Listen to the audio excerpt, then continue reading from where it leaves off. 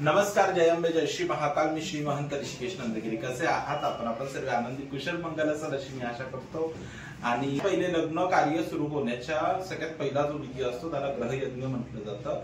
आणि आता थोड्याच वेळात ग्रहयज्ञाला सुरुवात होते आहे.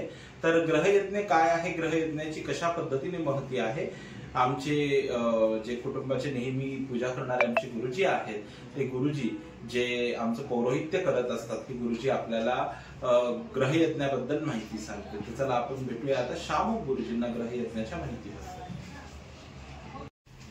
श्याम गुरुजी नमस्कार, जय अंबे, जय श्री महाकाल. कसे आहात आपण? नमस्कार, जय अंबे, जय महाकाल.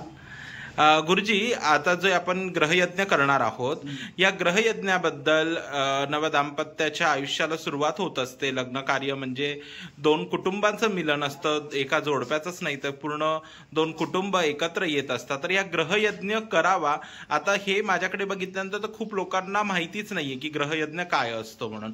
पण तर ग्रहयज्ञाबद्दल आपण काय सांगाल? असं आहे की ग्रहयज्ञ म्हणजे नवग्रहांचं पूजन आणि नवग्रहांचं हवन आहे. नवीन दाम्पत्य जे आहे, वधूवर जे आहे, वधूवर हे नवीन आयुष्याला सुरुवात करत असतात. आणि ह्या नवीन आयुष्यामध्ये आदित्यादी नवग्रहांची अनुकूलता ह्या नवीन दाम्पत्याला प्राप्त व्हावी आणि त्यांचं जीवन हे सुखी व्हावं ह्याकरिता नवग्रहांचं पूजन व हवन यालाच ग्रहयज्ञ असं म्हटलं गेलेलं आहे. आणि तो विवाहापूर्वी करावा, म्हणजे विवाह उत्तर कालखंडामध्ये नवग्रहांची अनुकूलता ह्या नवीन दाम्पत्यांना प्राप्त होत असते. धन्यवाद गुरुजी. आणि अजून असं काही नवीन असेल तर असंच तुम्ही नेहमी आम्हाला सपोर्ट करत चला आणि व्हिडिओमध्ये येत चला. धन्यवाद.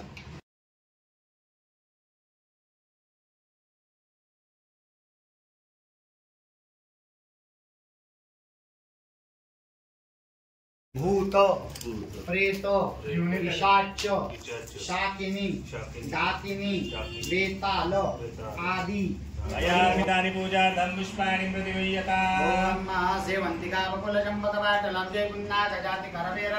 बिल्व प्रवाह तुलसी दलमालती स्वां पूजयामि जगदीश्वर मे प्रसीद.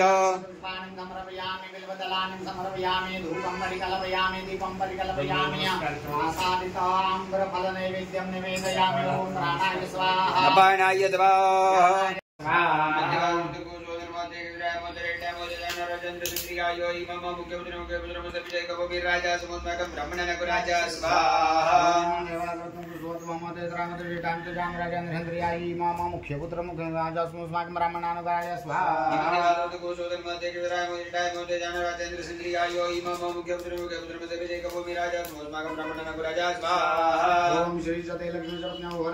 नक्षत्रान